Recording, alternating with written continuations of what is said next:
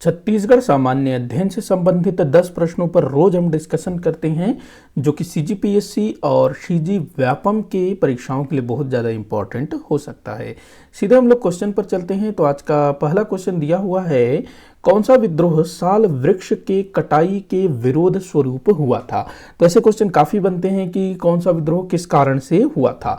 तो साल वृक्ष, भाई जो साल है जो कि हमारे छत्तीसगढ़ राज्य का राजकीय वृक्ष है, क्योंकि हमारे छत्तीसगढ़ में साल जो है ना काफी मात्रा में पाया जाता है और हमारे छत्तीसगढ़ के जनजातियों में साल वृक्ष का बहुत ज्यादा महत्व है। देखो उर्रांव जनजाति जिसमें एक पर्व मनाया जाता है, उर्रांव जनजाति में सरहुल नामक पर्व मनाया जाता है।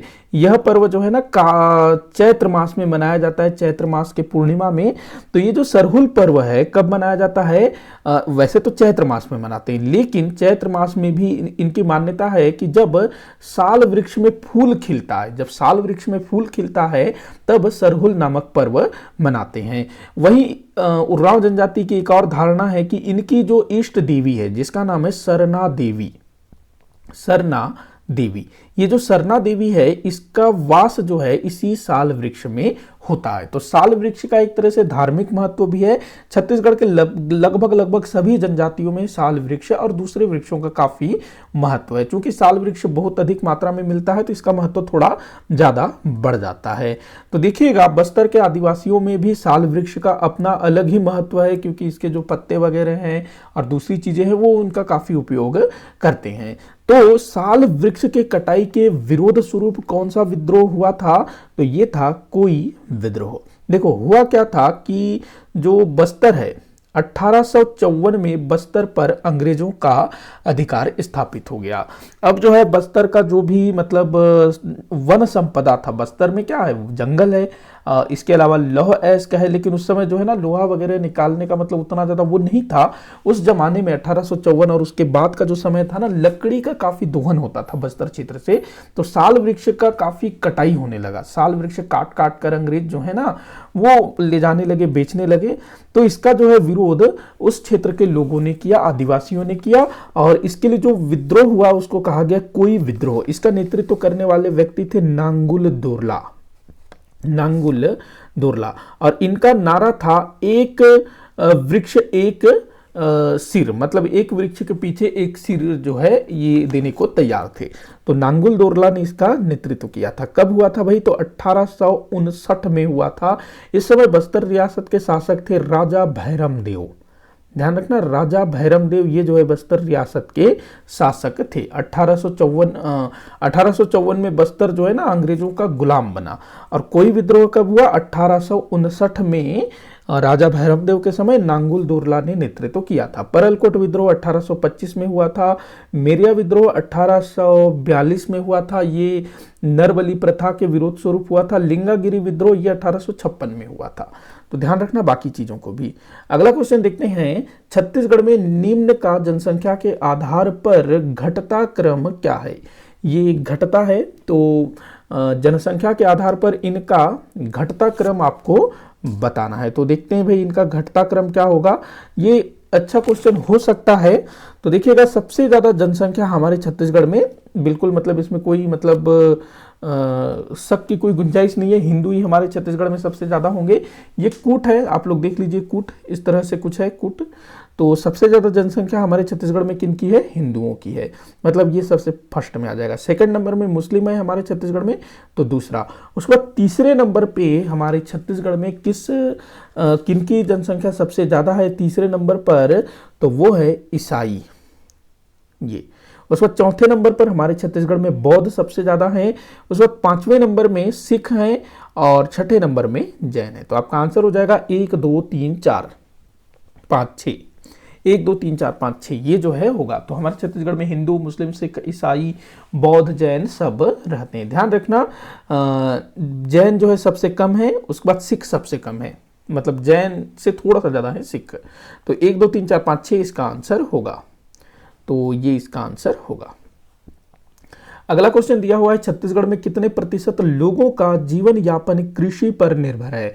ये क्वेश्चन काफी बार पूछा गया है। तो लगभग 80% जनसंख्या कृषि पर निर्भर है हमारे छत्तीसगढ़ में। धान का कटोरा कहा जाता है ना छत्तीसगढ़ को। अगला क्वेश्चन है, छत्तीसगढ़ राज्य में सर्वाधिक खनिज राजस्व किस खनिज से प्राप्त होता है? खनिज राजस्व, तो सबसे ज्यादा खनिज राजस्व किस खनिज से प्राप्त होता है भाई? तो वो है कोयला। कोयले का उत्खनन बहुत ज्यादा होता है, तो कोयले से जो है सर्वाधिक राजस्व प्राप्त होता है। उसके बाद जो है दूसरे नंबर पे लौह अयस्क का स्थान है। अगला क्वेश्चन है, मुख्य खनिजों से सर्वाधिक रॉयल्टी दर किस खनिज से प्राप्त होती है? देखो, इससे पहले जो क्वेश्चन था वो ये था कि किस खनिज से सबसे ज्यादा राजस्व प्राप्त होता है। अब यहां पर क्वेश्चन कर रहा है कि जो मुख्य खनिज है, मतलब लोहा हो गया, कोयला हो गया, चूना पत्थर, बॉक्साइट, ये मुख्य खनिज है। तो इन मुख्य खनिजों में से सर्वाधिक रॉयल्टी दर किस खनिज से प्राप्त होता है? तो वो है लौह अयस्क। लगभग 450 रुपए प्रति टन, ये मेरे ख्याल से रुपए में ही होना चाहिए, 450 रुपए प्रति टन, ऐसे ही कुछ दिया हुआ था। तो 450 प्रति टन ये जो है रॉयल्टी मिलती है, 450 रुपए होना चाहिए मेरे ख्याल से रॉयल्टी। तो ये सबसे ज्यादा है लौह अयस्क में। खनिज राजस्व सबसे ज्यादा किससे मिलता है? कोयला से। सर्वाधिक रॉयल्टी वाला है तो लौह अयस्क, ध्यान रखेंगे। अगला क्वेश्चन दिया हुआ है, निम्न में से किन जिलों में लौह अयस्क के नवीनतम भंडार प्राप्त हुए हैं? तो लौह अयस्क के नवीनतम भंडार कहाँ कहाँ से मिले हैं भाई? कोंडागांव से मिला है, महासमुंद से मिला है, राजनांदगांव में भी मिला है, गरियाबंद में भी मिला है। मतलब कि 1 2 3 4 इसका आंसर होगा। तो इन सभी स्थानों से जो है ना लौह अयस्क के नवीनतम भंडार प्राप्त हुए हैं, और कईयों के तो सर्वेक्षण भी नहीं हुआ है। मतलब पता चला है कि नीचे लोहा है, लेकिन कितना लोहा है ये अभी तक सर्वे नहीं हो पाया है, गणना नहीं हो पाया है।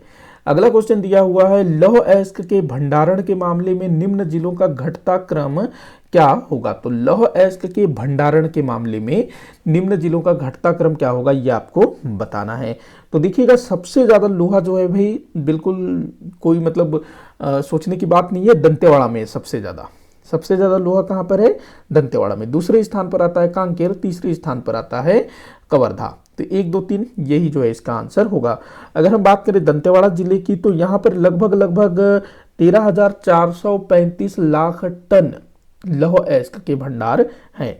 उसके बाद दूसरे नंबर में जो कांकेर है ना, इसमें लगभग 8,000 लाख टन लौह अयस्क के भंडार प्राप्त हुए हैं।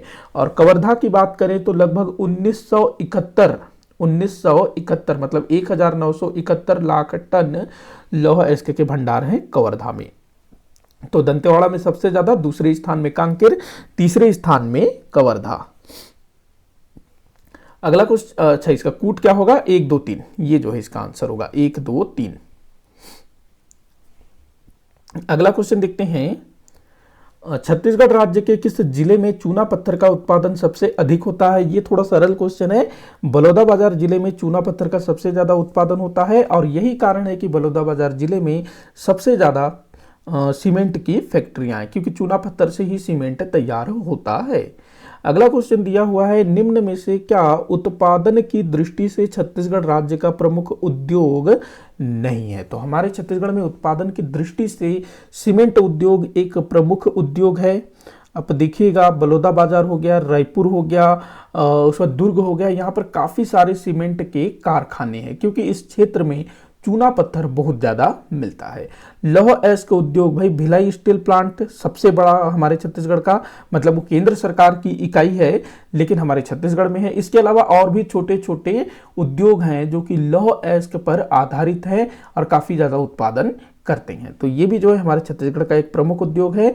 एल्यूमिनियम उद्योग भी हमारे छत्तीसगढ़ का प्रमुख उद्योग है, लेकिन उर्वरक उद्योग ये प्रमुख उद्योग नहीं है।